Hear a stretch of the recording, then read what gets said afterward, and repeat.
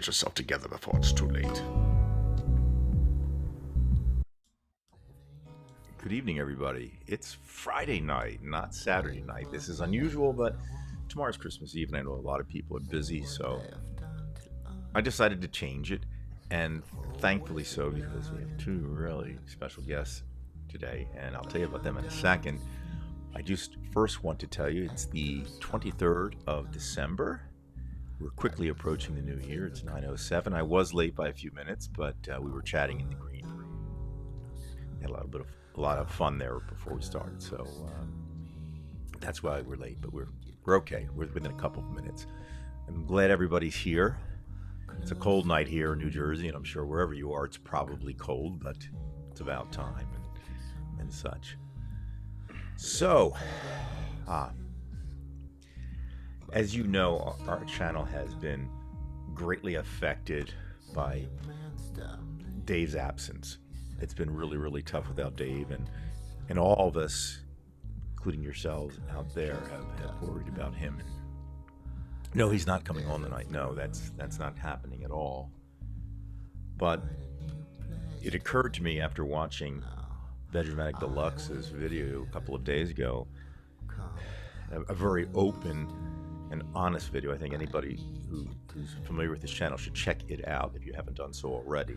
It takes a lot of guts to do things like that. It did bring back my preoccupation with the fact that Dave's out, because we work as a team and we riff off each other.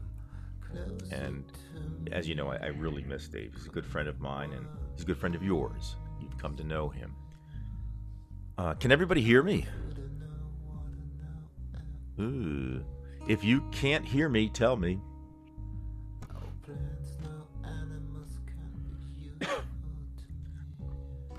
I'll put the question out here. The audio is good, somebody says. Maybe is the audio okay? Do I need to raise the audio? I have it pretty high, but I don't want to continue until this is right. Good sound. Okay, Anthony, thank you. Okay, I'm going to take it that most of you hear it right. If it is low, sorry, just please, raise your volume a little bit. So as I was saying, Veg's video really hit me in a number of ways, because I know Veg, she's a friend of mine. And then, of course, the next day, Tebow made a wonderful video replying to Veg. And it occurred to me, with all these political videos, I've never done a show that dealt with mental health, because that's the whole ball game. That and physical health, of course. And I was, rolling these things through my head, these ideas about, well, what is mental health, and what do people consider like it to be okay, to be healthy? And I'm a complete layman, but I do know, Maslow talks about being self-actualized. Freud, the ego fights between the id and the superego. Eric Fromm said when we're happy, we're productive, and a few others say that we have this integrity. So there's all these definitions about what health is, and I realized by thinking about that, I said, I'm really not that healthy, because I'm not all that productive, and I don't know about my integrity sometimes, and I don't know which wins, the id or the ego or the superego. I wouldn't even know. But I do know that looking at Dave's situation, it's really made me think that perhaps there's something to these times, that perhaps these things around us have put too much toll on us, whether it be COVID, social media, Trump's victory in 2016, whatever it is, it's this ball of stuff that affects us all, and affects us all differently. And it seems to me that the best thing we can do right now is talk about it, and who better than my good friends who are willing to come on tonight and discuss this issue. Again, Dave's not on tonight. But at this time, I'd like to welcome again my good friends T-Bone and Vegematic Deluxe. Welcome, gentlemen. I hope you can hear me. Sounds good, Brian. Yeah, all good here. Okay, and hopefully everybody can hear both Veg and T-Bone. So if you can hear them, please notify me somehow through the chat. Ah, everybody But hear the sound okay? sound off. 1, 2, What I have now, 3, at least on my end, ladies and gentlemen, and Veg and T-Bone, is I have the schematic for sound, and it has my system audio, this thing called Loopback and Interviewee, and I just put it on Interviewee and my microphone, so I think we're okay. And it looks like I sounds think we're good, okay. Brian. I mean, you're I'm just coming worried in it's just clear. the green room that hears it, you guys. So, but Ah, I want to make sure they hear. Can you hear me, everybody? I know there's a 30-second delay between what I say and what you hear. You guys are talking about the temperature out there. Yeah, it's 14 or 13 right now here. More concerned about the wind and the trees mm, coming down. Excellent 45 here sound. in Okay, Florida. Gary, thank you from Bridge, New Jersey. Gary, great to see you here. All right, guys. Again, welcome. We're approaching the new year. It's been a really rough year. In fact, it's been a rough last 6 years, I suppose. Um, Again, it's great to see you. How are you folks doing today? I'm feeling a little better than I was when I made the video. I want to thank everybody who left comments and encouragement.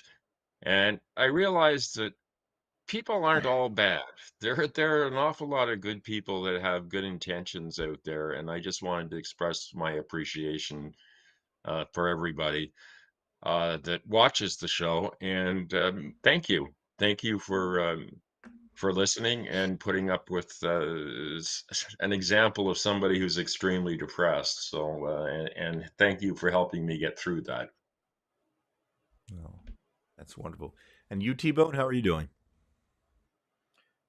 Oh, we're managing. I mean, just taking it one day at a time and keeping ahead of the monster as best as we know how.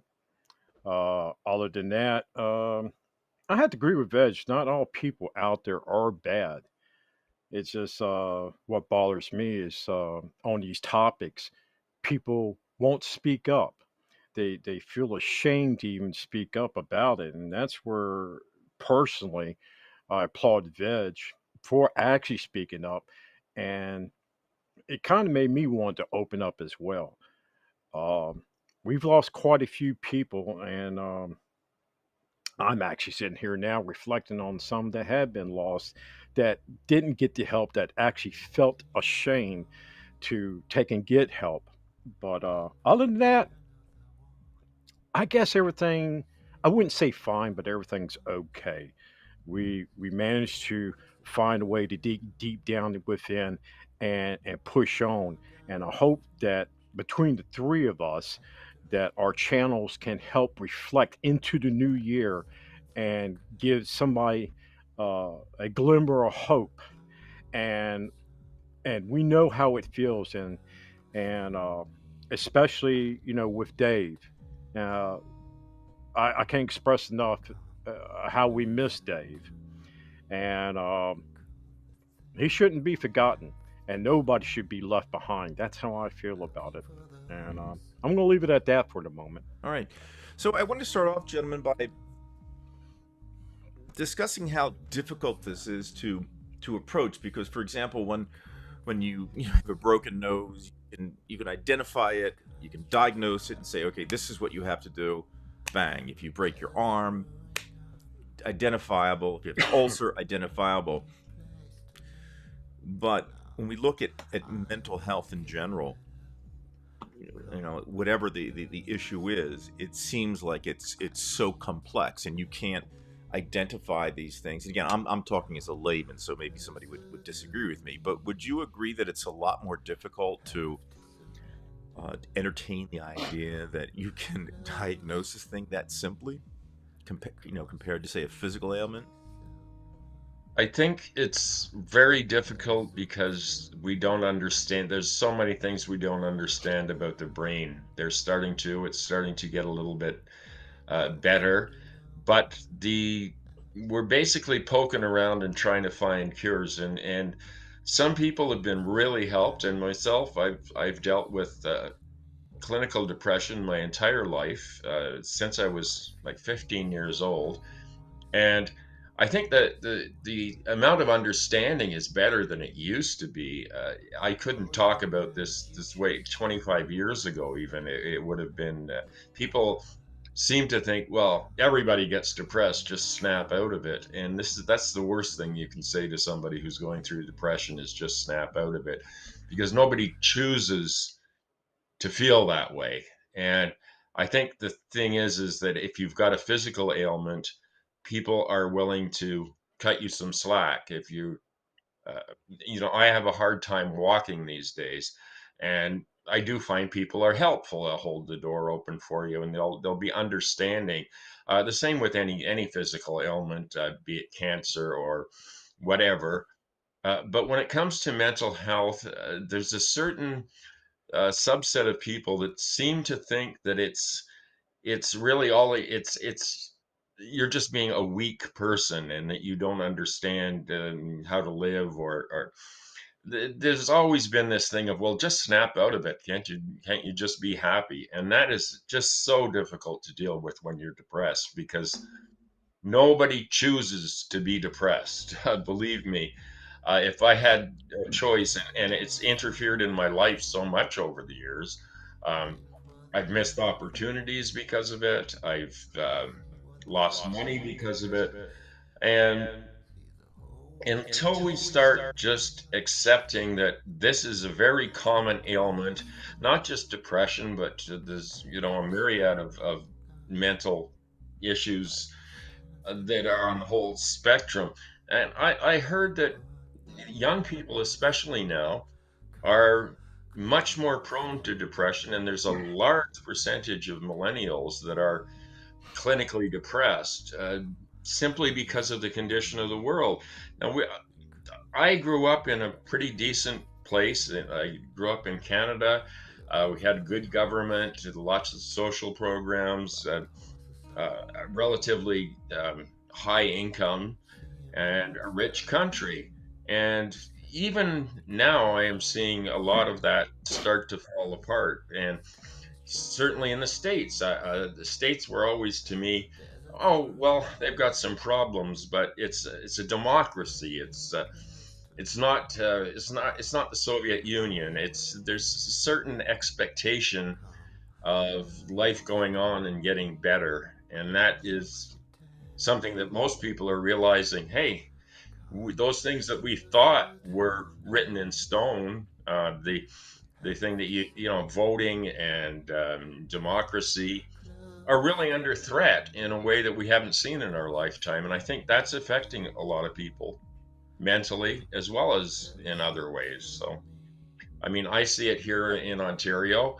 Our healthcare system, which I've depended on, and it's saved my life on numerous occasions, is just being decimated because certain politicians want to destroy it.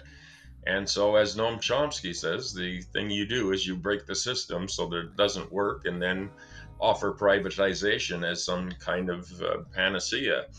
And that's what's happening here. So this is one of the things that I thought I'd never have to worry about, that is suddenly becoming an issue. And we got our share up here of really crazy right-wing people uh, that are almost as bad as the MAGA bunch, maybe a little less violent. I heard that there was a plot to murder some bunch of right-wing people in the States. There was a plot to murder FBI agents and judges and people on the January 6th committee that the FBI just busted. And we didn't used to see this kind of thing, at least not when I was young. Things have just gotten progressively worse politically over the years. I think, and then to see the change problem that is not being addressed. And all of this can lead to a sense of hopelessness. And that can easily affect people's mental health. So that's what we're dealing with in, 21st century North America. T, would you like to add anything to that? There's quite a few things I'd like to add to it, but the main thing is there's quite a few people out there that don't even realize that they're even depressed themselves. And actually, they feel ashamed of it. I remember for the longest time, through quite a few years, I was ashamed of it. I didn't even realize I was depressed until I started really investigating into it and found out it ran through my family history as well. People might want to check into that, into their family history, because they might not realize the symptoms of depression and stay into this denial state of it. Now, I think a lot of things in the political form has really brought up a lot of depression. Now, I was reading up on some of the things on to the about the depression, especially after a candidate's lost and all. That's over 25% here in America, and even people just lose sleep over politics. Don't. And then you got 20% of the people just feeling fatigued about just political news. We can't escape that, but I will tell you, you can shut it off. You can tune out for a little while. You have to, for your own mental health, to do that. Now, and all I can say is just, um, it needs to be, you need to recognize it and you need to treat it as soon as possible. And not let it get into the point where Dave is now. That man should have never gone that route that far down. And I can't answer for him, but people need to be aware of it, of the symptoms, and actually don't be afraid to seek help. I mean, I can't express that enough. I mean, I've personally dealt with the treachery in my life, and I've been institutionalized a couple times. I even made a pact with the 10 of us, and I don't talk about that open to anybody, but out of the 10, I'm the only one that got off the medication and decided to take a different route. The last one I lost contact with a year ago. All 9 of them are dead now. Hmm. They figured suicide was the route to go. You can't help everyone. There's nothing you can do. It's just I feel like a lot of times we used to share these horror stories of our lives, but you know what? Just giving somebody a empathetic ear, just to be there for them, no matter what, that goes a long ways. And I can't express that enough. And I'm really going to make, personally myself, I'm going to make a pact um, for the year of 2023 to touch more on this subject and do some more videos on it, and kind of sit back and lean away from the political videos, because that could upset anybody right there and just drives them over that edge. I mean, I have not, now I'm only 56 years old, and through my years, I say the past 4 to 6 years, I have not seen so much hatred, versatile, just stammering from just politics alone. I've even lost 2 friends that I don't even talk to now because of politics. And it's heartening. It really is. I mean, you got to know where you stand on the matters, but don't let it get to the point that it drives you over that edge and down into an abyss of hatredness, and that's what brings on the depression. And to tell you the truth, it just pains me. And then when, just like the other day when I saw Veggie's video, and I'm thinking, oh my God, yeah, we really got to touch in on this. Me personally, I just can't see anybody go through that, and I will shut down anything and everything around me to help someone. And I've done that quite a bit. So anytime you ever see me disappear from the chats or from videos and stuff, I'm trying to reset myself, but also I'm in the process of helping someone else. And I think everybody should take the time out to do that. That's just my Well, honest view on that. I'd like to thank you, T-Bone, because that video began to make me feel better and start to really consider how good certain people that I know are, and whether I know them virtually or in real life, there's still a lot of people out there that I care deeply about, and that I realize you do make real human connections on the internet. Now, maybe it's not the same as in actual life, but you do make emotional connections with people. And I received a lot of support. And when I saw that video that you had made, I went, wow, this guy really understands and really cares about it. And it meant a lot to me, T-Bone. So I just want to thank you from the bottom of my heart for that. And everybody that left those encouraging comments, it made a huge difference. And I think if more people were willing to reach out to other people with their depression or with whatever mental difficulties they might be facing, you're on your way to healing and to getting better. Now, in the case of somebody like Dave, who Right. is a brilliant man, I used to watch him with Brian and just be in awe of how quick-witted he was and funny.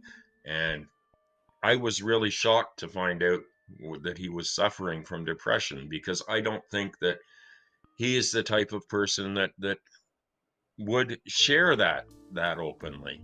And if you keep that stuff inside, it's going to just eat away at your soul. And I'm afraid that's what's happened with Dave. And He I can't don't, speak with me. I mean, Judy yeah, tried to get him to speak. He said, "I can't." He's unplugged.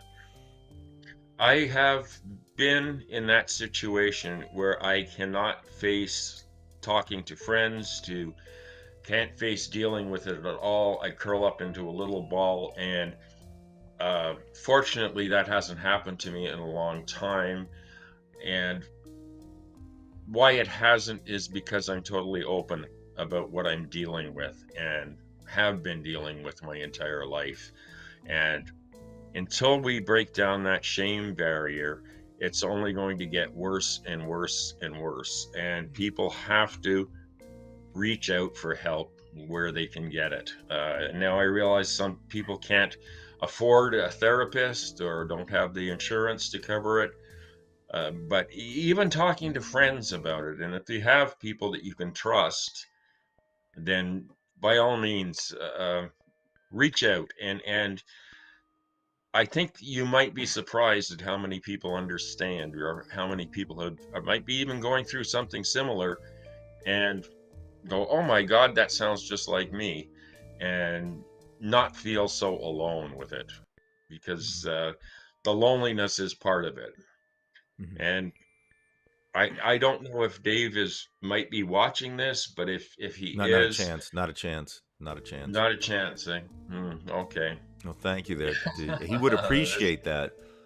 Yeah, yeah. It's we miss him. We all on Divided We Stand on this channel. We miss him terribly, and Right. I think he is going to make it. I have to believe that. I don't think that it's over yet. I don't think we should give up on him. I don't think. Right. I think it might take a bit more time. I don't know, because he's gotten himself into such a serious situation with this. It's really hard, and it's going to be incremental. His healing is going to be incremental. And I just have to believe, for his sake and for your sake, for all of our sakes, that he will make a full recovery. So I'm going to hold on to that belief, and I'm just going to keep hoping. And one day I believe he'll be back and in top form Man, again. it'll be such a day too. You know, Yes. Yeah. That it would. Veg and T, I think it was you, T. You mentioned, family history. Veg, you've been talking about all different things. I'd imagine DNA has something to do with it. The social things. It's so difficult to quantify. What percentage of this or that. And I remember one of actually the last conversation I had with Dave. I did ask him about the political thing, and he said, I'm sure it has something to do, because he didn't know himself. How could one be expected to figure out what's going on in there? But as we've been talking tonight, I also remember something that Gary said, I think it was last week, about students these days, for example, getting lack of sleep, how that could be affecting it. I'll even say this, as you know, I've said, I've been very, very fortunate at this point not to have to deal with depression. My mother dealt with it, but I haven't dealt with it. However, there are some, for want of better expression, unnatural things that have happened to me, and that is when I look at social media and I see someone like Marjorie Taylor Greene speaking, or Alex Jones, or even Trump, I get extremely internally violent. I go into this Walter Mitty phase where I, wish that, Trump will just choke on some chicken nuggets and die, and that kind of thing, which is, I think a lot of people do that. You know what I mean? It's almost a response. It's almost like a kid, wishing that, they hit a home run in the World Series. You want your team to win, and you put yourself through the movie. And I have to believe that I'm not alone in that type of thing, even at my age. But the dangerous thing is, and I wouldn't commit a violent act, it's just the idea that I have these thoughts that should not be running through my head, and maybe I need to unplug certain things, like not watch certain things. Because remember, Dave wasn't a person who watched videos per se. Dave was somebody who would go out on the streets, talk with people, and he saw a lot, of course, but he did a lot of reading, so there was a lot of input nonetheless. And what I'm saying is that I see this even with myself, someone who I think has been able to cope with what's around me. On the other hand, I do have these thoughts that I shouldn't have running through my head. I wish there's this the red button that I could push. And then we talked about climate change. I see it all around me, but it gets me more intense when I see something on CNN or MSNBC about this glacier breaking off here, and this. Are your thoughts starting to look like a crime scene within your head? Right. Yeah. That's probably the best metaphor for it. It's like a crime Yeah. scene. And again, it's never acted out, which means that, that there's some sanity with me. But I think if there was a starting point to this, and I've always kind of done this, so I can't make excuses for my thoughts, but I think I was the most violent in my head that I ever was January 6th, when, I kept saying, when are they going to send the troops in? I wanted to have one of these World War I machine guns, and I say, I want them all eliminated. I wish I could do it. I was so angry, and I hated that feeling.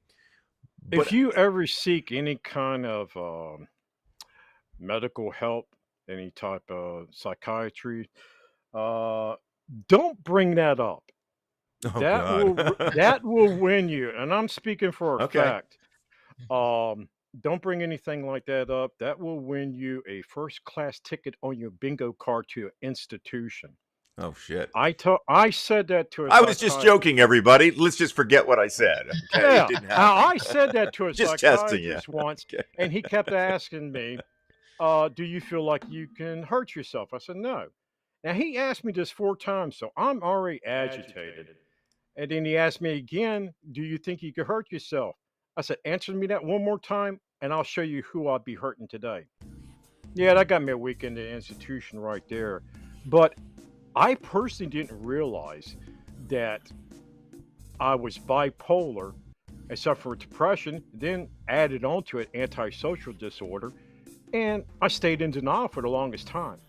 Pissed off quite a few people along the way, but what was really harmful is I hurt the ones closest to me, family, loved ones, hell, even strangers. But I can relate to you, Brian, and most of us that you had this crime scene that plays out in your head, especially after January the 6th. Who didn't? Me personally, I started feeling bad afterwards, and actually that started bringing the depression on, not just on So you had that myself, feeling but too that day. well, I felt bad for all of us. I felt bad for the whole country that we had to deal. Now, I had family members here that kind of looked at it and kind of downplayed it. I'm like, how in the hell can you downplay this nonsense? Look at them, and then it's brought up about the well, look in 2020 of what BLM did and all the buildings burning. It's like, what excuse is that? They're buildings. They're threatening our democracy at the Capitol. I mean, but afterwards, I don't know about anybody else, but I really, really felt depressed. I was angry, no doubt about it. A lot of us were, but I actually started feeling depressed afterwards. And it's like, how do you cope with this? And I think there's quite a few people out there that are even right now having those struggles of how to cope with depression. You're not in it alone. Don't ever put yourself in thinking you're in it alone. Now, Brian, you and Veg, you have some loving partners. Awesome. I think that's great. I had to deal with close to 18 years of the most hateful daggone person. Most of the daggone time, I thought I had a target on my back. But that's people you don't want to be around. They will mentally and physically destroy you. Stay away from them. I cannot express that enough. There's good people out there. Hell, if you need someone to talk to, we're open arms here. Well, at least most of us that are comments stay in the comments section. Not pointing out to nobody, but reach out to us. Me personally, I had no problem reaching out to somebody. I might not have all the answers, but by golly, I'll listen. I'll try to at least help. And I think that's what all of us should do. Hmm. I mean, Yeah, I'm just thinking, what practical things can we do? I mean, if it is, for example, as I told you, when Dave spoke with me last, not 7 months ago, probably about 5 months ago, the idea that, there could be a lot of things going on. I mean, there's certain things I can't change. I can't change my DNA. I can't, as you mentioned, T-Bone, you can't change your family history. Those things are still part of it. But when you look at social media, and again, just the bombardment, and some of it's good. I mean, it's good information to know that these people are saying these kind of things, because you have to know it's out there. You have to face it. And the kind of person I am a visual learner. So, for example, someone like Dave, who did mainly a lot of reading, I need to actually see and hear the voices and things like that. So I'm the type of person who likes to just look all over the place for actual visual media. The problem is, especially on Twitter, you see so many, different posts on different subjects, whether it's climate change or abortion, January 6th, Trump, and they're, again, getting back to this idea, I feel my blood pressure going up. And again, I'm extremely fortunate that, I don't go to bed just, absolutely depressed. I think the only time that I was actually depressed was the night, and I remember calling Dave that night, the night that Trump won in 16. I was just absolutely floored. I was in shock. And that was a depressing feel, but it didn't hold on to that.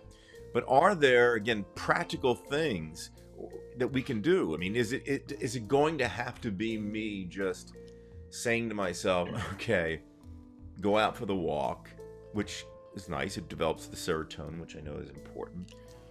And limit, literally, like, just look at my time like I would counting calories or steps.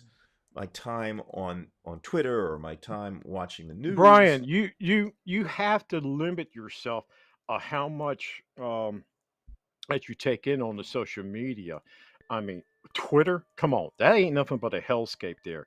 Limit yourself, collect what information you can from there, and then research somewhere else at a later date. I mean, things are just constantly snapping all the time.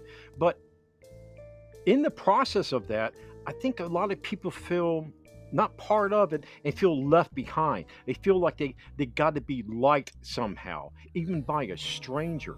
And that could be depressing enough. I mean, look at what the statistics are of depression, how it's rising here in Right. America. And you think social media don't have nothing to blame? It has the biggest percentage of blame right there. I mean, it's close to 38% of the blame. Just Do you think 38%. that that's actually happening in Trump world with, the Fox News? You think that they get just as upset as we do, and Well, then they're getting? Well, think about this. Here's another thing that to really go on here. Even people that are clinically depressed will find a way and do the opposite. They become just angry at everything. Okay, I mean the complete opposite. And and I start looking at people, it's just they find different ways to cope like that. I used to cope like that. At times, I still do. You could have the warmest and goodness of heart, but man, you could just be out there with so much hatred towards people. And then I kind of look at somebody like that going, something's going on in there. And then if you really talk to them and be able to get through to them, if they're open minded enough, you, you come to the realization that they're suffering with depression and they don't even know it. They don't care to know it. And it just eats them up until it just bounds them down. And then, well, we go through this situation like with Dave. I mean, how much has that man, took over the years inward and then Right. just, had no release for it? And I thought he was the one person who could logically deal with it, because he was the one. Because remember, I was always the negative one. I never had any sense of optimism. I never had any Pollyanna kind of thinking.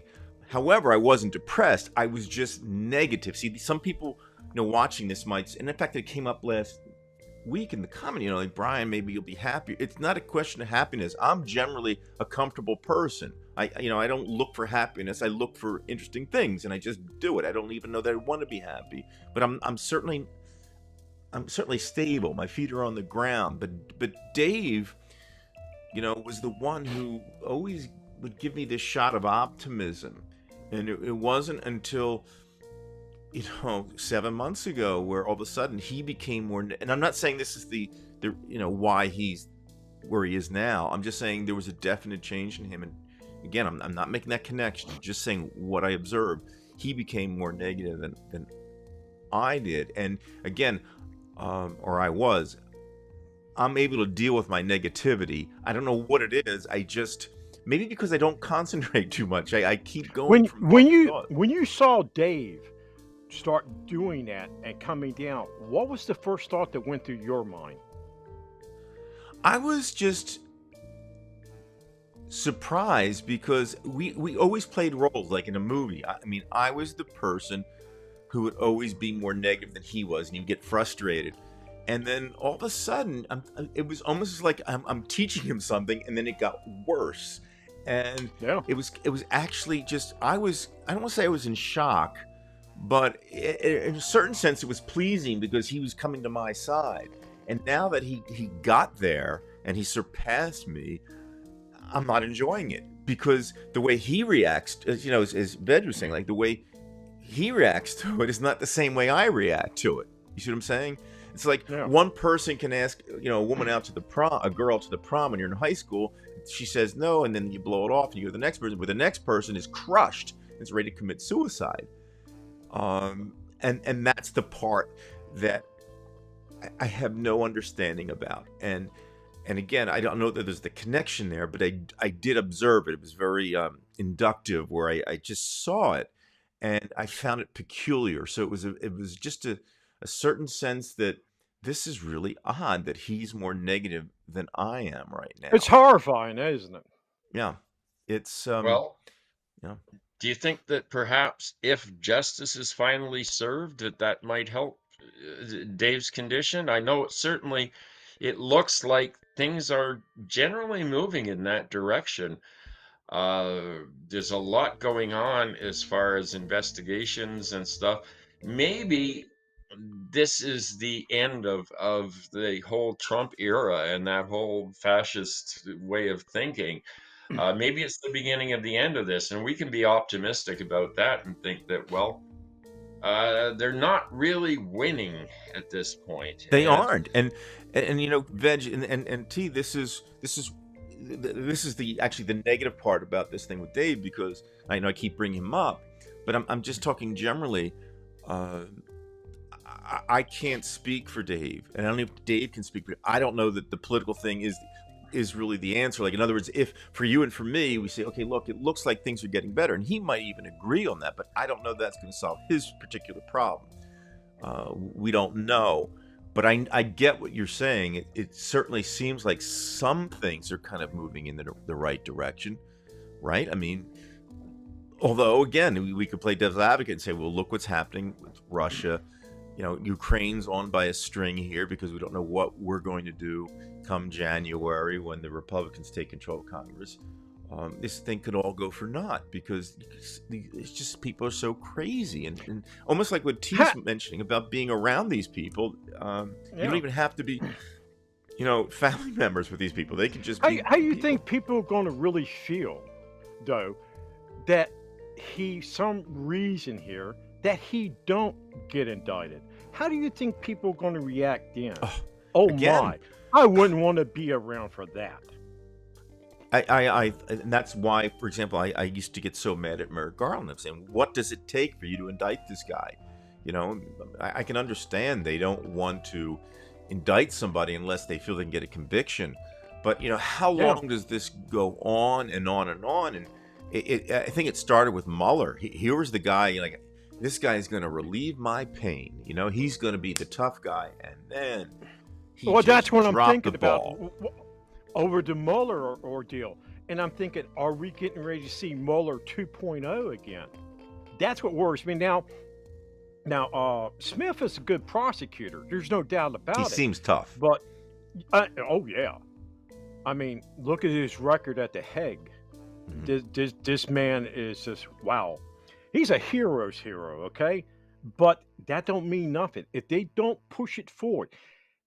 The Republicans, they really terrify me. They terrify a lot of us.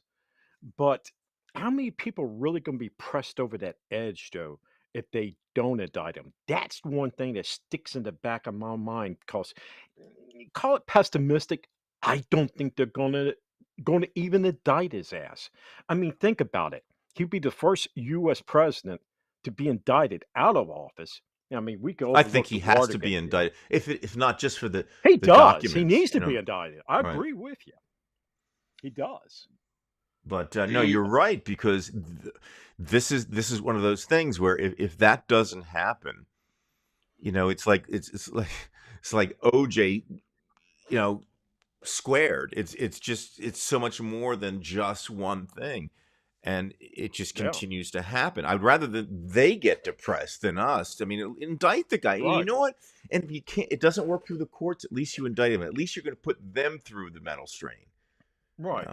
But of course, He's going to eventually be indicted in something, but the only way you're going to really show anything for our democracy, if you let this slide, what is democracy about? I mean, really. I Well, mean, there's no rule of law then. There's if you get exactly. away That's with it. obvious That's it. obvious criminal behavior and does it in it means there's two laws, which we've all suggested for a while. There are two laws, two sets of Yep. laws in America, and one for the rich and one for the rest of us. and that will just what's to stop the next Trump, the next say DeSantis? I mean, from doing something similar. You're gonna. I think they need to indict him. I think that with Congress, you've got what the thinnest of margins the GOP control Congress by, Right. and already Very there's thin. talk about there's already talk about not seating some people because of being involved in the insurrection. So I'm I'm sort of trying to be optimistic that the GOP won't be able to throw a monkey wrench into this whole thing, and that Hell, there they're will, fighting there, amongst themselves right now. Right. Which yeah, isn't necessarily a bad thing for us. Yeah. no, it's not bad. It's not bad. Yeah, it's going to be an interesting year coming up. That's all I can say. And anything could happen. We just don't know at this point. How if I think the whole MAGA thing is dying out. I think even some of his diehard supporters are abandoning him now. So I do hope that uh, some sanity will return, and maybe people will go, I've been scammed. I mean, look at this whole NFT thing that he did. I mean, Oh, how ridiculous that is. And to think that people would spend money on these ridiculous trading cards or whatever they are, it's insane. It's childish, and I Yep. just can't see him surviving all of this. And maybe, well, yeah, I've had those thoughts too. I thought, well, why doesn't he choke on a cheeseburger and drop dead? I just want to see some sort of accountability for. I mean, he's been the worst traitor to America since Benedict Arnold, who, by the way, Canadians consider a hero. But What? yeah, well, don't forget that we were with the British way back then. So Benedict Arnold Oh doesn't have yeah, I the tried to same. overlook that. Yeah, but I just think there has to be some sort of accountability. I don't care if they put him in jail or if he goes and off by himself to move to Russia or whatever. I just want them to say this was wrong. You can't do this. It's not going to be allowed to happen. This is America. It's a democracy. I Yeah. don't know if it's a true democracy anymore. I'm hoping that maybe they're going to change things with the electoral college to make it a little bit more fair. I But don't see how they're going to be able to change it though. The way that the Republicans are, stonewalling everything. It mm, doesn't seem. If anything, the only thing good that will happen in the next 2 years is that, as you mentioned, they don't have a really strong majority, and their ability to do anything. They're all going to have these, crazy Benghazi threes and talk about Hunter Biden's laptop, which probably doesn't Oh exist in the God. way that they think it exists. So they may only make fools of themselves. My concern, of course, is what will happen with Ukraine if they do start going along with Trump and uh, Marjorie Taylor Greene, and they do this under the guise of, well, we need to audit things, we should audit everything. Well, yeah, we should audit a lot of things, but I don't think we have a problem with Ukraine. I mean, I think that, like during World War II, we weren't going to waste our time and slow everything down with audits as we send tanks over there. That these people need their help now and immediately, and that's what they're getting. And I don't see any real, type of corruption going on there right now. I think they're just trying to save their own lives. a Yeah. lot of people believe that Zelensky is corrupt and that it's a weird thing to see this on Twitter, especially a lot of the left wing people who really think that the Ukrainians are all Nazis and that Right. oh, we're supporting Nazis and we're not spending money at home and everything. Well, I don't see that as being necessarily, one or the other. Okay, the defense budget has always been insane, and it's been over 50% of the discretionary spending. But Yeah, this thing of that they're getting, and even AP News, which is, I guess, sort of reputable. The headline, not the story itself, but the headline had said, "Oh, 37 trillion or whatever it is to be sent to Ukraine," or and they made it seem like that they were spending all these trillions of dollars, which was in the entire budget, and sending it all to Ukraine. So people will read just the headline and not bother following up and go, "Oh, isn't that awful? We're spending all this money, and meanwhile we're the deficit." Of course, there's the big deficit thing every time the Republicans get into power. It's the deficit. It's terrible. It's terrible. Then they get into power, they run up the deficit like crazy. You never hear about it, hand it off to the Democrats, and then, oh, look at this terrible thing. And the spending, we can't afford to spend money on people. Sure, we can afford $1 trillion tax cuts, but we can't spend money on What the hell? Sorry about what that. just happened. I was trying to change scenes and I clicked the wrong arrow. I All thought, right, well, maybe everybody, he that's doesn't the like first what I'm fuck up saying. of this evening. Sorry, Veg. It was only a minute. That's, Not even that. that's okay. Stuff happens, live streams. Yeah, I just don't. I don't see that as being one or the other. Either supporting Ukraine or giving people like breaks. It's like the child tax credit that was really popular and did well for the Democrats, but it's not. They're not able to do it anymore. And Well, it might be good in the end if, as you mentioned, there are some cracks there with the Republicans going at each other. And I think Ukraine would be one because there are some hawks on the Republican side who still have a memory about the Soviet Union. And you can't trust Russia. You can't trust the Russian government. That's for sure.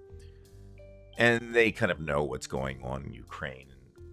This mass propaganda. You essentially have the most ill-informed people in the world over there right now. Only our Trumpers are second to them. So you'd think that there's enough Republicans, even if they're assholes, that they're still going to come through. Now the question is, it seems like Trump might get involved and play this dirty, because he's dirty, and he plays this dirty game of leverage, and that's a problem because Ukraine's going to need that continual support, and because you have the sense, at least I have the sense, that Putin has an ego and he's treating this as not so much a war as it's like the Olympics. You know what I mean? He nor do his people really care about what's really going on. They probably couldn't even define it. They just see it as it's their team and they don't want to lose, and especially so embarrassingly so after the Moskva went down in the Black Sea. So they just don't want to lose. It's just that Russian ego. So I'm worried that that Putin just will not give up, which means we can't give up. And the only way we can stop him is we have to help the Ukrainians, what I would imagine, take Crimea, and then it'll be so embarrassing that eventually whoever's there that has a chance to be in power will just say to him, "You're gone," because they don't want to give up. You can lose with the Crimean Peninsula. I would think that would be such an embarrassment to the Russian people. I mean, how many losses can you take, right? But again, what I'm worried about, this gets me angry, is you see that Madison Cawthorn was talking shit against Zelensky, Tucker Carlson making fun of the fact that Zelensky was in battle fatigues. Marjorie Taylor Greene talking about the flag. I didn't understand the whole deal. That's all I kept hearing. People's like, well, they couldn't get the man a suit and a tie. What didn't they understand that he stands for solidarity? Just applaud him for his not wearing a suit men. and tie. And that was the only thing. I'm like, why are they even trying to gaslight with this? I just thought, God, how low can you get? He stands in solidarity with his soldiers. I Right. thought, wow, there's a hero's hero if I ever saw one. I Absolutely. applaud the man. Right. And I'm thinking again, this goes back to Madison Cawthorn, who's an absolute lunatic. What angered him the most, I think That's he said, being kind. yeah, it's being kind, but and I'm going to paraphrase what he said because I'm not able to quote everything he said, but he said what bothered him the most was the fact that he gave a kiss uh, to Nancy Pelosi and he shook Kamala Harris's hand and he had that flag there. You know, it gets again back to this whole thing about psychology and maybe they really do hate us so much more. Like that anger that I talk about, they have that exponentially greater than what I have. And so when Yeah. he sees that, it just tears him apart that we could win in this, that Biden could look good in this situation. And I Okay. think that plays part of the role of Yep. this divide and this anxiety and depression that's all over the place for them. Now they deserve it. And you know what? Now that I think of it, that's the real issues. We have it, but we don't deserve it. They have it Right. because somebody made the comment that who doesn't have depression or anxiety after what we've seen the last 6 years. And I get it. No intelligent person could laugh off the idea that you're depressed because you see all this crazy shit from climate change to whatever. Right. You should be effed up by the day. Again, touch wood, I've been very lucky and fortunate, but my friends haven't, so there's nothing to celebrate for me. There's nothing to celebrate. This is why I was so moved by Vij and your video, because it spoke to the honesty of what this is doing to people. And again, I'm not saying that is the real reason why you were having a problem, Vij, but I think it's just the whole thing, whatever percentage it is of whatever, It contributes, yeah. it does definitely something. You contributes. know what I mean? Sure. And Sure. yeah. Like that trucker protest last winter in Ottawa, that really upset me. That really brought me down because I couldn't believe these people were making, and people in other nations even. I have a friend that's Torstein that I've talked to a few times that lives in Greenland, and he believed the whole thing, that Trudeau was a dictator and this was all going on, that they were forcing vaccines into people and everything else. And I said, where did you get this information? Well, an outfit called Rebel News, which is the most right-wing website, news organization, news. They're worse than Fox News. And to see that went out around the world, and that was what people were seeing, instead of a bunch of lunatics that didn't really have much of an issue, because there never was a vaccine mandate other than the truckers had to have a vaccine to cross the border, and that was an American thing, and the healthcare workers had to, and that was it. And it was this whole big thing of, oh, it's an experimental vaccine and it's going to kill people. And even my sister, I have a sister that I haven't talked to since those days, because she was plugged into Fox News and all this stuff, and I couldn't believe it. She went into this total thing with the vaccines being, oh, Bill Gates is doing all this and all these ridiculous theories. I got so angry. And we were talking about this like earlier, family members losing touch with family members because of this insanity. And it's just a certain mindset that people get into. They read this stuff on right-wing media, and like I had her actually telling me that she liked Tucker Carlson and that she thought Manchin was good and all this stuff, and I just got so angry. And I haven't talked to her in a year, and it breaks my heart in a lot of ways, because we're very close in age, and we did a lot of stuff together, and now there's just no contact whatsoever because of all politics, right? And all this nonsense. And I think a lot of people are being damaged. A lot of relationships are being damaged by the amount of misinformation and just outright lies that are on the internet. And I mean, you go onto Twitter, and it's worse than ever. Well, since Elon Musk took over, Right. I don't even bother. It's all right wing garbage that I'm getting in my feed, and every second thing. It used to be that I followed certain people, and my feed was, I got the occasional right winger, but most of it was pretty reasonable people. No, I'm going to cancel my account at Twitter because I just can't deal with going on there and getting angry all the time. And that's all I do. That's all I do when I see these right wingers is I just get angry. So there's no That would be point. a good move, Edge. Go ahead and cancel it. I'm I ready Yeah. myself. personally, I'm getting very I close. never opened a Facebook or Twitter account. I didn't see the need into it, and I still don't need to see a need. Veg, you ought to. It might change you few. It might change your perspective in life. I'm pretty sure it Yeah. will. Yeah. It's okay Well, to go over there to visit the nonsense. I gave up on Facebook years ago. There was a security concerns. I think I mentioned it before. They sent me somebody else's password reset. And I just Oh, went, no, crap. I'm not. And this was years ago. No, I'm not dealing with that anymore. Now I'm kind of thinking, well, gee, it might be kind of good to be able to go on Divided We Stand on Facebook, but I'm still really reticent to involve myself in that. I was on Reddit for a while, and oh my God, They're the nuts right over there. oh, it was unbelievable. The anger, and it seemed like everybody was just angry. You couldn't post anything without I don't even somebody think I getting know anything really about Reddit. I know that. What It's is like a Reddit? What is schoolyard Reddit? fight over Honestly, there. what is it?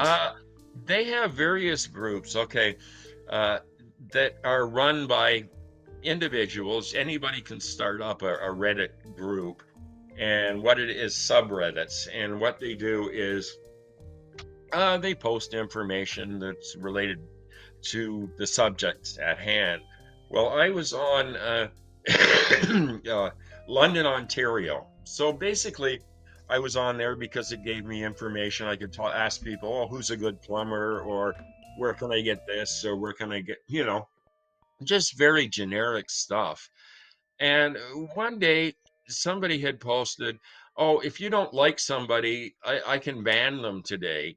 Uh, so I wrote, well, I don't believe in censorship. Like he was saying, well, who should I ban? I said, well, nobody, unless they're racist or hateful.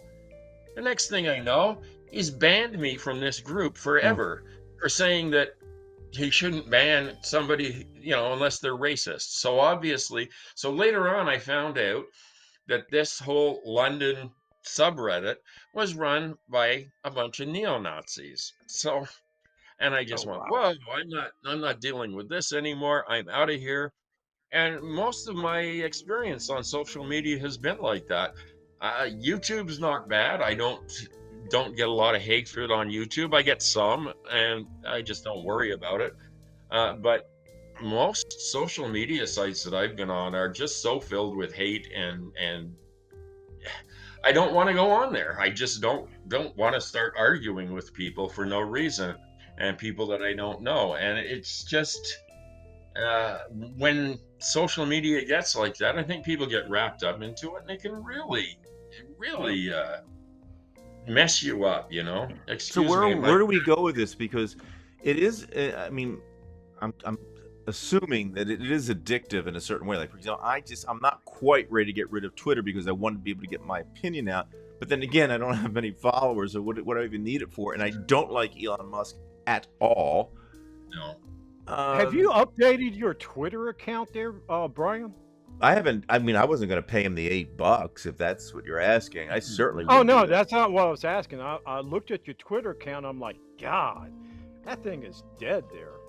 Oh, I'm not getting any type of play, so to speak. But it's Okay. never been anything really important to me. I mean, I've had a Twitter account for probably 4 or 5 years, but I haven't used it until maybe a year ago, where I said to myself, well, I can post these videos there, so I'll try that. And I just basically follow some people or get some information, and I post some of those interesting posts from Twitter on Divided We Stand.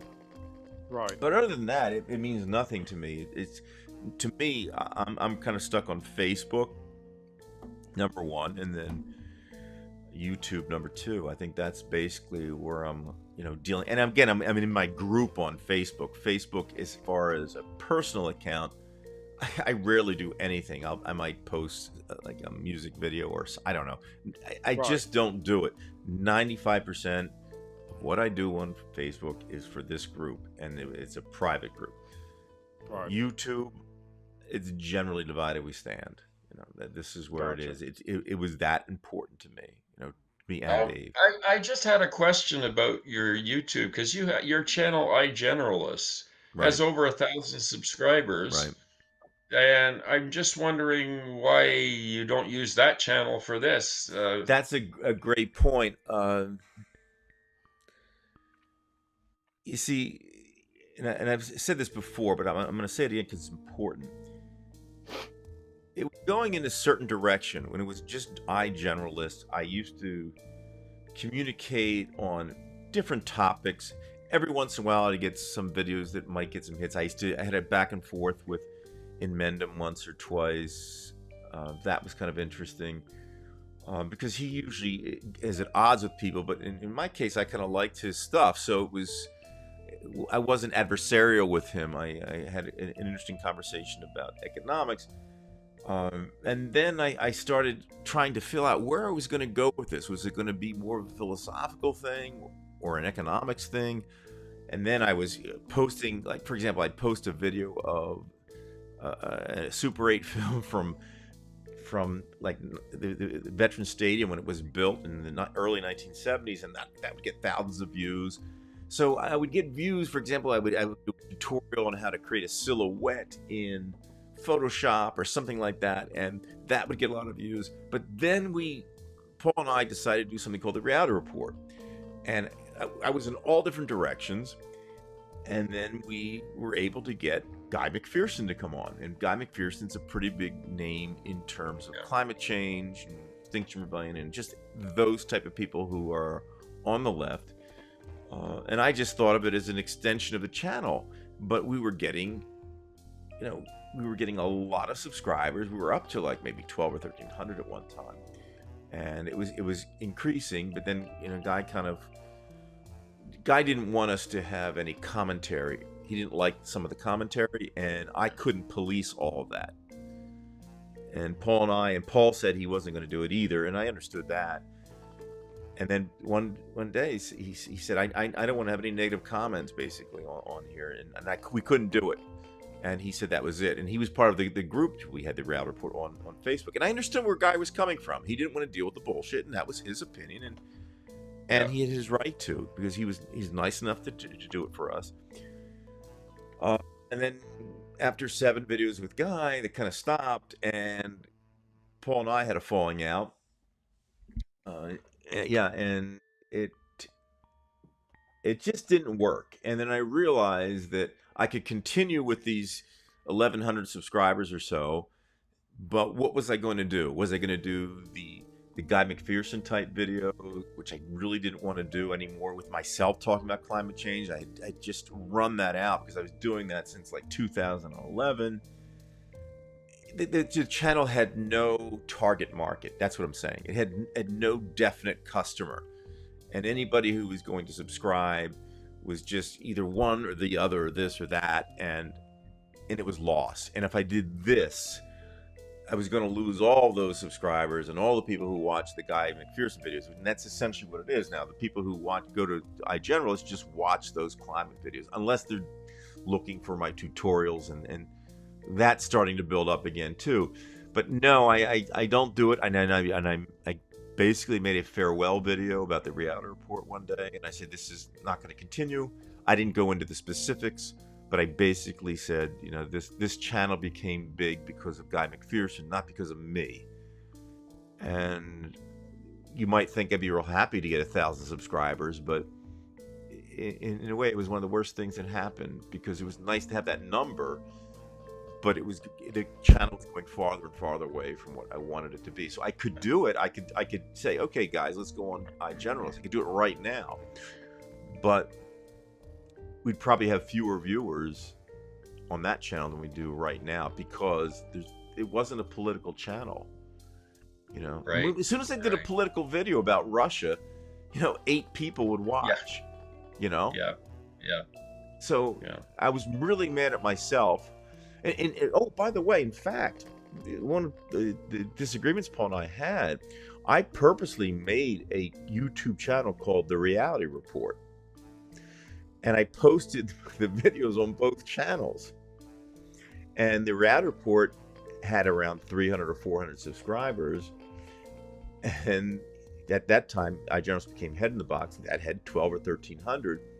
And Paul says, let's not have 2 channels. Get rid of the one with the less subscribers. And I did that. I didn't want to do it, but Paul's my friend, and in a way, he was right because it had, it was where all the numbers were. He said, let's not confuse people, and I did it. I deleted the channel, but I didn't want Yeah. to because I wanted to dedicate Reality Report to Reality Report, and if it meant we were only going to have 400 subscribers instead of 1,200 subscribers, I was willing to do it.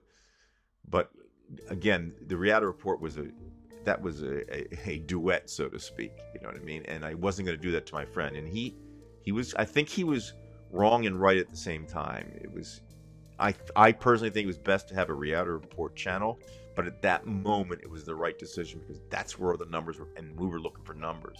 We thought we were going to get 50,000 subscribers. Right. We had what's his name? Who's the guy who wrote Farewell to Ice? Peter Wadhams. We had him on. We were one of the first channels that had him on. And people were coming to the channel. But at some point, I tried to, there was another woman, a local famous physicist who worked at CERN.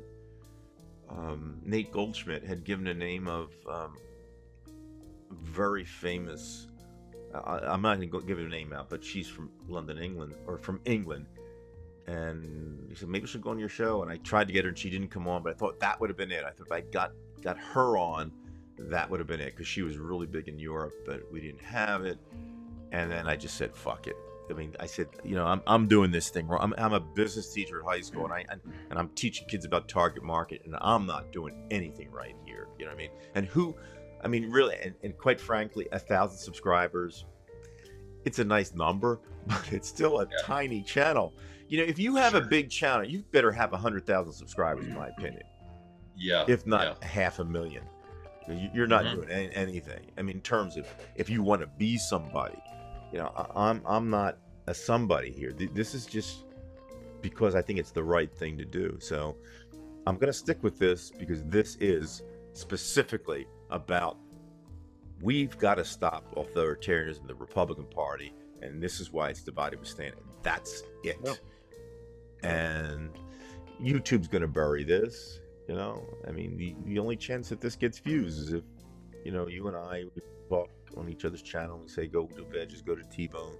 That's it. And I can accept it. I'm not going to, I've been averaging about 100 views on each video. It's nothing, but 100? It's still 100 people that are watching and that are interested and that are, have the same mindset as you.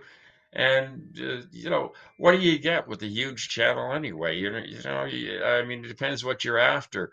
Right. It's like I used to worry about, being a small channel. I've been around for 10, 11 years, and I just got to the point where it really doesn't matter because I have a loyal audience and I love them all. There are some wonderful people that are subscribed to me and who show up regularly. And that's enough for me. I don't have to, I don't have to be a huge channel or anything. That's good because I never will be, and I just accept that. Well, okay, what I'm doing is maybe a little different, and just being a fringe cult channel is plenty for me. It's enough work just doing a video a week. Sometimes I put out more, but usually it's only once a week that I do it, and I have fun putting it together. So that's all the reward that I need. I certainly wouldn't want to run ads on it or anything. I Right, mean, right. no, that's not what I'm all about. Because a lot of people do That's this kind of thing because they. I mean, I know a lot of Russians who have left Russia. You know, they had YouTube channels that had 500,000 subscribers. They had to leave because of the mobilization, and they were making $40,000 or $50,000 a year, having a 500,000 subscribers. They depend on that to live. yeah. For Oh us, wow. this is just a matter of, I guess, integrity. I was mentioning in the show about was it Eric Erickson or something? He believed that that your ability to have mental health is a matter of being having integrity with yourself. Now, I don't know if that's true or not, but I think there's a certain integrity to these channels because none of us know. Of course, mine has obviously the least of anybody's subscribership here. That's no doubt about that. But we're all not being in big numbers, but we are true to what we are. Yeah, and that's So, the important thing. And that's what matters. I also look at it as something that maybe people in the future can look back at after I'm gone and go, oh, this guy, I remember him, and he had some good things to say. yeah, And well, we will all be outlived by our channels. that's right. This is our That's right. portfolio that we leave. Oh, Along I with don't my know painting. I don't know about you guys, but when you start talking about 3-digit views and stuff, hell, I'm looking to get 2-digit views. Only thing I'm gonna leave behind is a wet spot. No, but you see, this is My is where I would channel's gonna disagree be with you. like roadkill. No, I mean, see, you don't know sometimes. You really don't. Yeah. Like, for example, your last few videos. First of all, I see the change in your channel too. How you've set it up. It looks crisper, Uh-oh. and you have that your placement of your videos. How you do that thing with that the visual content. Um, it involves a lot of work and it creates a lot of meaning because there's more to it than just saying, okay, Really? I That's hate. actually me. That's actually me being a little bit lazy, because I know I'm going to get a certain amount of views, and I do take a lot of time to research behind it and how I want to script everything out. But then when I start looking at the views, going, yeah, I'm going to change this up a little bit. I didn't like to show my face at all on the videos. Matter of fact, I didn't like speaking on the videos. But I'm glad you appreciate the time and No, because it's that I effort put and into them. it's you're, especially since I told you I'm a visual learner, that makes it very interesting for me. And Veg does the same thing, and it's now his is a little bit different, but he always has something that captivates the eye. And I think last week or a few days ago was the exception because Yeah. out of nowhere he did.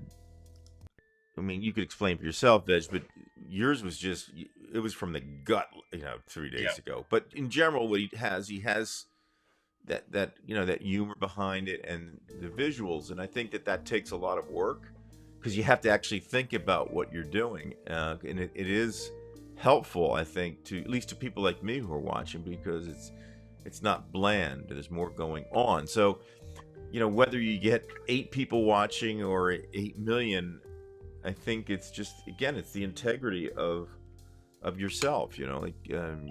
you got to pretend I, like 8 I million people are watching.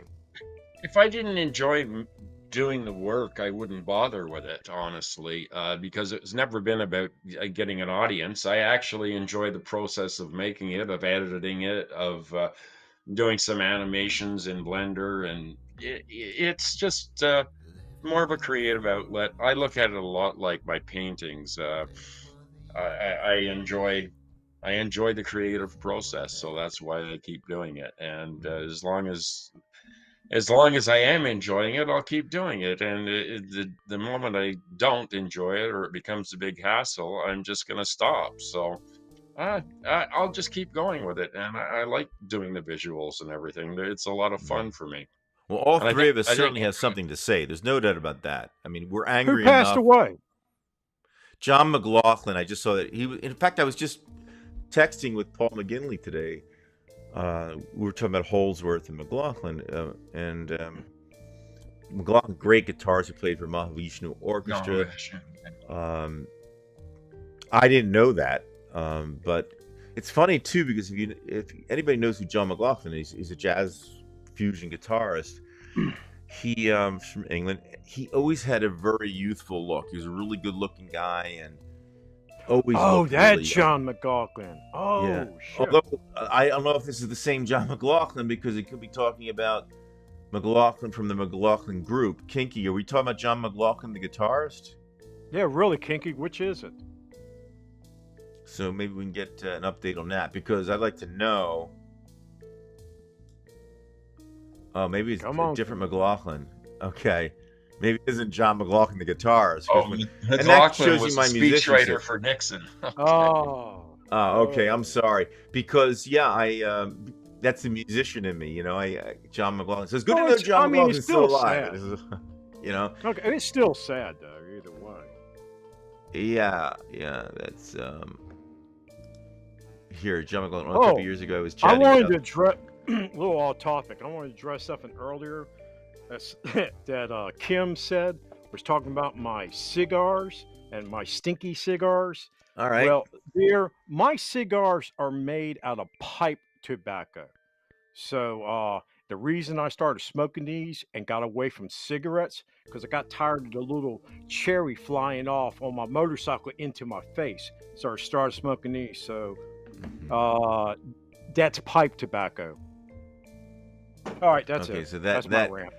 I was, I don't want anybody to die, but John McLaughlin, I think he's still alive now. Maybe he's dead anyway, but no.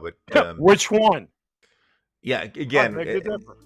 The guitarist. yeah, for me, just because of my past, when you say John McLaughlin, the immediate thought is, you say Mahavishnu Robin, most people probably think like Robin Givens, or I'm thinking Robin Trower. You know what I mean? It just Yeah. boom, it comes right to me. So what's famous to most people, certainly, and that doesn't make me above anybody. It's just I'm just on that different wavelength as far as when I hear. I didn't names. see the comment at first. I seen your expression on your face and you pointing around. And when Yeah, I I mean, looked, it the shocked comment me was because gone. again, because I was seen having John Mack, and it was over with. a back and forth with Paul McGinley. He was showing me a video of John McLaughlin playing with Joey DiFrancesco, who was a jazz legend. He died at the age of 51 from a heart attack. He's from Philly, and he passed along this video of John McLaughlin playing with Joey DiFrancesco. And I was mentioning that McLaughlin, was always impressed with Alan Holdsworth, who's my favorite guitarist. So I sent a picture to Paul with John McLaughlin and Alan Holdsworth together. So when I saw this come up, it's just one of these weird things, there's just synchronicity going on. But it wasn't the John McLaughlin I was thinking about. Thanks for the scare. See, Epi knows. Epi's from Scotland. He probably... No, are you talking about? You're talking about Joey Francesco, the Hammond organist? Yeah. Yeah, big guy. Yeah, okay, Big guy. Yeah, he was when I was started teaching in my 20s, he was a teenager, and I saw him on like a local Philadelphia TV show, and he was great at 16. He's playing standards, and he was just killing it.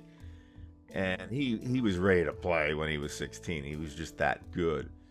But he had a weight problem, and he died of a heart attack at the age of 51. So Yeah, well, he Wow. was a big man, that's for sure. Yeah, yeah, yeah, wicked organist though, really. yeah, good. he was quite good. He was quite good. So yeah, I mean it's really kind of strange too. I mean, just certain names. I think it's just the way I lived my life in the 80s. I stayed away from pop culture, and I stuck within a certain type of music. I would go to concerts pretty much every week, go to bars when I could see jazz musicians. So, I would know when he said Alan, I would say Alan Holdsworth immediately. That was what I knew. Whereas other people would say Van Halen. For example, Bon Jovi. I thought Bon Jovi was the name. Like his first name was Bon and his last name was Jovi. And it took me many, many years to find out that... John Bon Jovi. you Yeah. know, yeah, just names that are stars to me. Like nobody would know Sure. probably who Gary Husband is, but to me, Gary Husband is like a star to me because the people I looked up to, these musicians, and again, it kind of relates to what we're talking about in a certain way, because you know, I mean, T, you were saying, well, I don't get that many views. Veg, your channel has, I don't think it's hit 1,000 yet, and this thing will never get more than 150 subscribers. But I think Veg is close to 900 now, ain't you, Veg? there you You're only like, like a couple subscribers Yeah, away. that's like and 20,000 the to in- me. the interesting thing is I gained a bunch of subscribers, and they used to send me a little notification every time somebody subscribed. And I haven't been getting them, so I just assumed nobody's subscribing. And I looked and I thought, wow, I've gained like 60 subscribers. I think I'm like 2 away from 900. So the Yeah. 1,000 is in sight, but we'll have to see. We'll have to see because it's In the been year really. 2025, we'll be there to celebrate. Yeah. Yeah, that's right. If I'm still around in 2025. But the You'll be around. interesting thing, the point that I was trying to make is that I remember in Ardmore, Pennsylvania, seeing Holsworth play, and I saw him at a bar, and there's like 25 people there that night. I'm thinking, like, this guy he's an absolute Einstein of the guitar. You know, he's just out of this world and so much above anybody. Yeah, he was with UK. And by the way, when he was in Philly with UK, they only expected 5,000 people to show up, and 50,000 people showed up in Penn's Landing in Philadelphia, and they had fires going on that night. This was like 1978. But it wasn't because of Holsworth, it was because of UK. But getting back to this, it was just strange, you know, like here this guy is so talented and he's a genius, and there's 25 people there. Yeah. So, and I'm not saying we're concerts geniuses, like but I'm that. saying maybe, you know, it relates to Freud. Maybe our egos shouldn't worry about those kind of things, and they don't apparently. I mean, all of us, all three of us, continue. Like, I have to do this. I'm driven to do this. You will continue. You'll ask yourself the question, why am I doing this? You know, but you enjoy it. Oh God. No, don't you doubt every yourself, Veg? day I've heard that you goes say through this. my I don't mind. know why I keep doing this. I but think of guess Veg it's every because time I do something.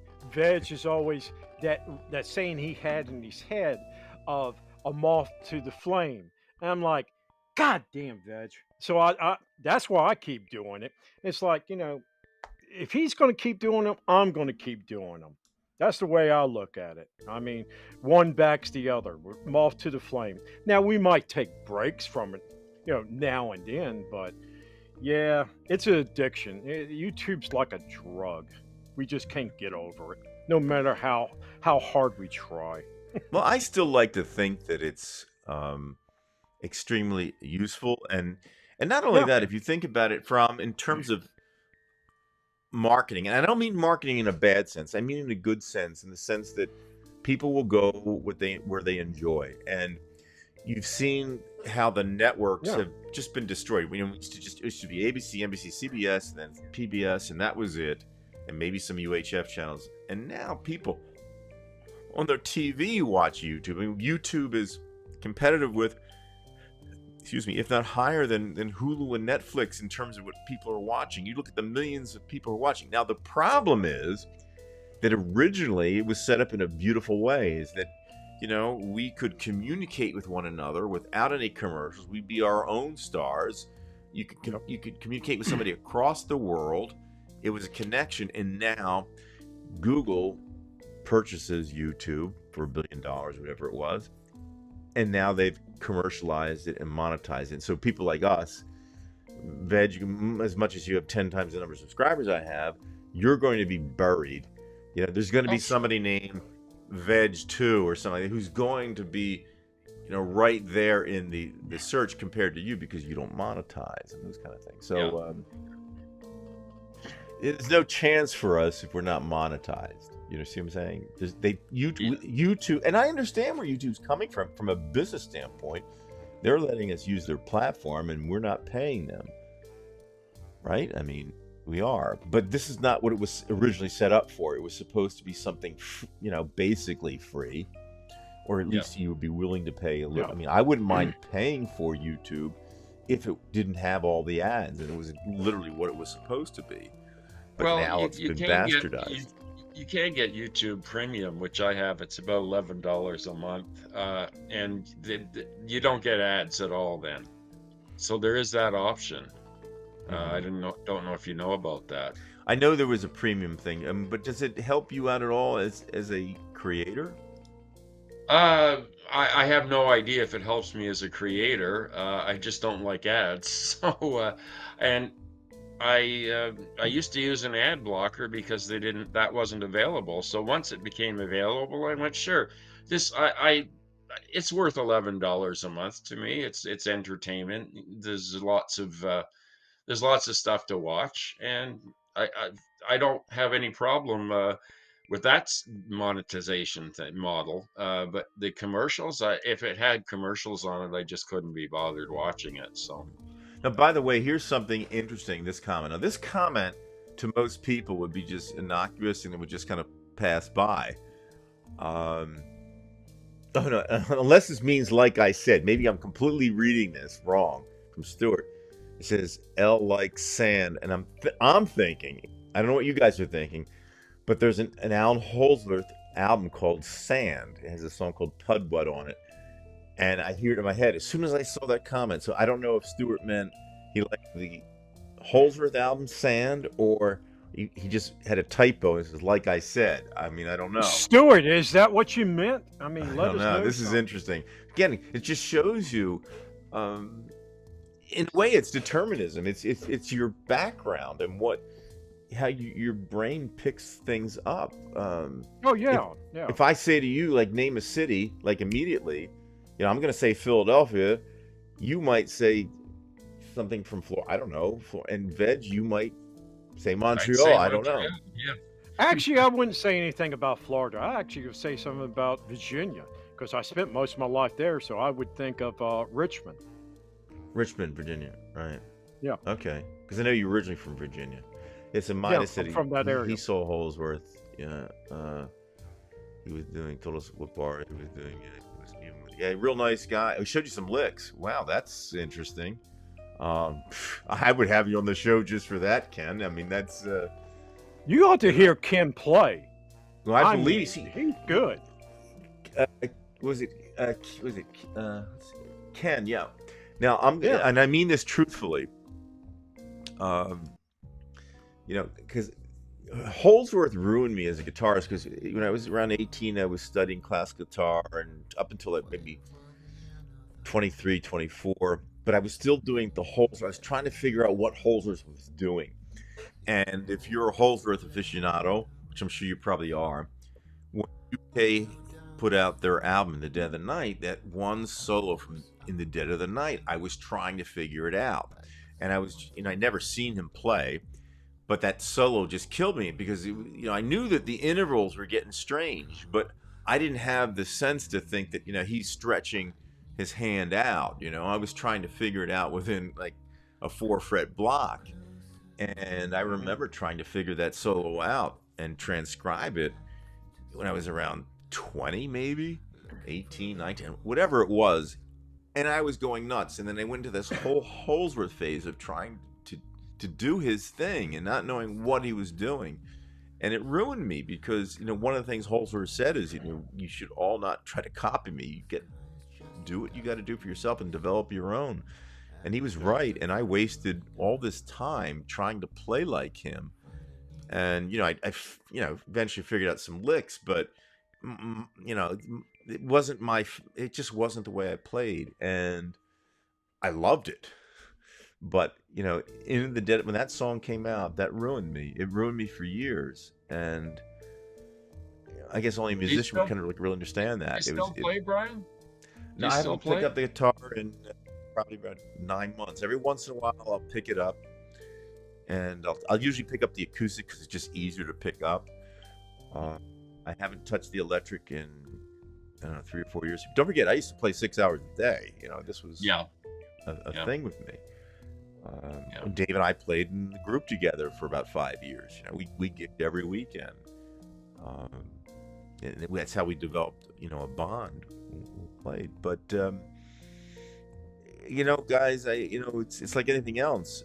I wasn't like just one thing. You know, I like to play hockey. I like to the Russian thing, and I always even told myself, I said, when I'm in my 60s, which I am now already, but when I retire, I'll probably like get back to playing classical guitar or whatever guitar I want. But right now, I've got to worry about work, and that's where. And what's going on politically is more important. Although music was important to me, but I'm not going to force myself to play the instrument when I don't feel it. I'm so out of shape. I used to just memorize modes and create chords from the mode, just like the thing that Holsworth would do. I enjoy doing that, but I've forgotten so many different things because I just Yeah. don't practice. And when Yeah. you If you don't, play, you know it's you know exactly what I'm talking about. yeah. I haven't played in a long time either. I used to play keyboards, and I was really serious about it for a while. But at the same time, I wanted to be a visual artist, so I was sort of dividing my interests that way. So eventually, I think the music for a few years won out, and I played in a couple of bar bands and that. I never made any money at it, but I certainly enjoyed it. But once you stop doing it on a daily basis, you tend to forget stuff pretty quickly, especially when you get older. So it's just not as important to me as it used to be. At one point, it was really important. And now I sort of look at it, well, maybe that was just a function of my ego and wanting to sort of be on stage and everything. And it's just not that important to me at this age. So I still occasionally sit down and play, but not nearly as much as I used to. So, Yeah, I mean, Brian, I again, when I was playing out, because I was doing everything at once. I was doing the rock thing, the jazz thing, and the classical yeah, thing, and then I was trying to do everything, which is the worst thing, but yet it was the most pleasurable thing because you know you get tired of one thing one minute, you play the next. yeah, But getting back to the Holzer thing, because I know that Stu was commenting on this, and it was Sandy was talking about, it, so it's Midas. Um, you were mentioning, the time you have to put in, all that kind of stuff. I don't know. I enjoy it, but you know, even when I was doing it back then, I knew that there was not going to be a market for what I was playing. I just wanted to be good. You know, I didn't have to. I knew I was going to play like Holbrook, but I figured there were people like Brett Garsett out there. There were other guitarists who sounded great, and they had this kind of Holsworth sound. I liked Steve Morse. I liked all these guys that could really play. All I want to do is play well. I said, I don't care if I was the only one who could, because Holsworth himself said, you know, and I get it. He said, I just wanted to play well for myself. He was honest. He kind of knew he was great, you know, but he just, you know, he played for himself. But that's all I wanted. And to this day, that's all I would want. I didn't really care about playing in front of people, but if I was going to, I wanted to play the way I wanted to play, and that we never did. Dave and I both didn't really get to do that. We just had to play covers and maybe yeah. Steely Dan or something like that. But I used to be in a Grateful Dead cover band, so so there was a lot of improvisation in that, and that kind of gave me a bit of freedom. But that didn't that went over pretty well at the time with the early '90s, and the younger people seemed to really like it. I was the oldest guy in the band, and it was fun. It was a lot of fun, but it's not something that really stuck with me as a career goal or anything like that. And it became a hobby after that. And then in the last few years, I kind of forgot about it, you know, and concentrated on other things, the YouTube channel, painting, you know, so I think it's just, it's important. Music is important. It's just not the most important thing in the world anymore. And I used to follow music really closely and knew all the artists and everything. Um, but the stuff I hear now, modern stuff, is just the machine-made crap. I have no interest in anymore. So I Two just words. Two words. what's that? Yeah. auto tune. That's what Yeah. hunt music. You know, Yeah. I will show you something. This goes back when I was playing with Dave. I did do a little bit on this, like one. I guess it's not like YouTube. It's like Vandalism. It's called. And I still have something out there that I can at least show you guys what I was doing. I don't mean to like just throw this out there, but it's just kind of worth it. Let me see if I can get the loop back on here. You know, there's one thing I tried to do a like a Holsworth sound, and I don't know which song it was that I did, but I'm gonna try to put it on, see if here. I don't know if you can hear it or not.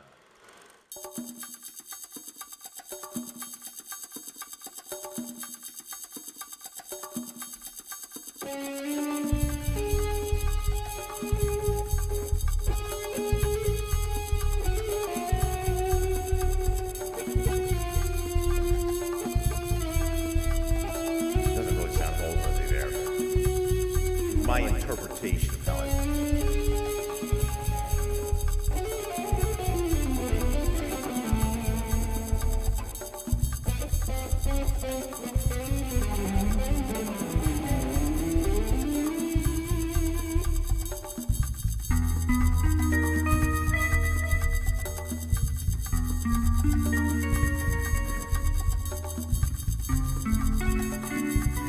Anyway, that was like an example of some of the things that I used to do with the Holsworth type of sound. You know, that was what I was always trying to get.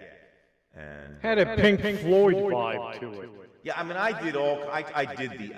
did a thing where I tried to do a like an what's it called, a weather report sound. Maybe you can hear this. Yeah. See. Oh Christ. Yeah, let's see. Yep. Take it back. That's Dave, by the way. This is a song I actually wrote. I did this on GarageBand.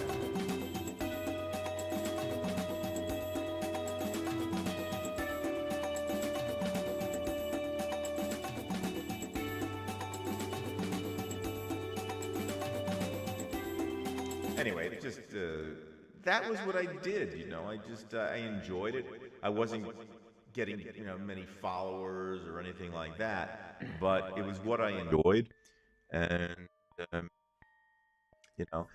like I say, one day, I mean, if I could live 1,000 years, I'd dedicate myself to that. But right now, guys, I mean, this is more important because this is like life and death for the country. You know, it's and until I get my own sound anyway, there's no sense in doing that thing with the Holsworth thing. It's just Ken or Stuart said, I think Ken said the same thing. He did. I mean, how many people were like us? Where we tried to copy somebody, like you said, you did the cover band for the Grateful Dead, and which is nice, but how much does that ruin us by trying to be them? It's like a very vicarious thing.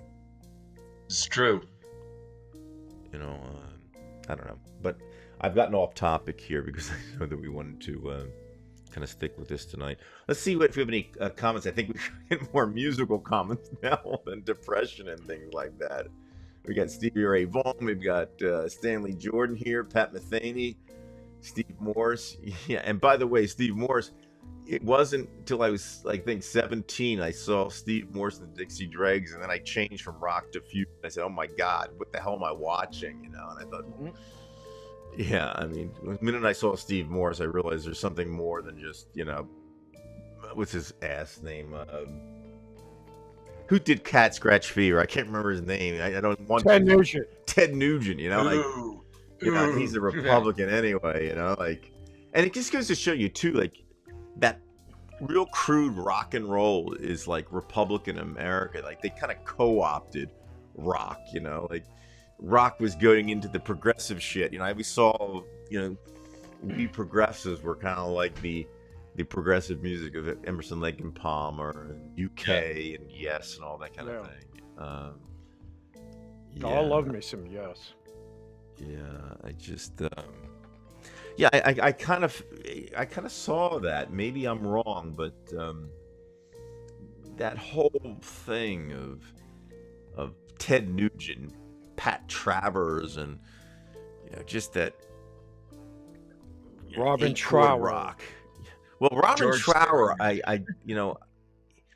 he was one that I wouldn't put him in that category only because yeah, he's a rocker, but there was something different about Robin Trower. Maybe it's because of the singer. I forget his name. He was just ungodly singer. He died early. Yeah.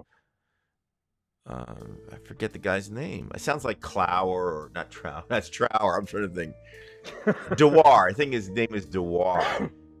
Right. And he was just I love that. I saw him. I saw him I saw another guy saw at a bar when Trower was much older. Yeah, he He's like is. ancient now, but yeah, Trower's still pretty big. That Ted Nugent type style, that was for the Republicans. They just tried to I'm really shocked that Ted Nugent is still alive. The life he has lived, I am surprised he's still alive. What about But Keith Richards? oh well, that's not well. How about Ozzy Osbourne talking about somebody that pickled himself to death, and Yeah. he's still up? He's still vertical. I'm stunned. Thank you there, Keith. When I get back to it maybe one day, I just you know I just love somebody's music so much that unfortunately I did the vicarious thing. Just at least it wasn't like that blood and guts right wing rock and roll. I didn't do that. Yeah. But I've always yeah, liked the more progressive stuff. Yes, the Moody Blues, even. did you guys play that kind of stuff too, Veg? Yeah, some of it. That's an investment of work to learn that stuff. Yeah, it was, but it wasn't.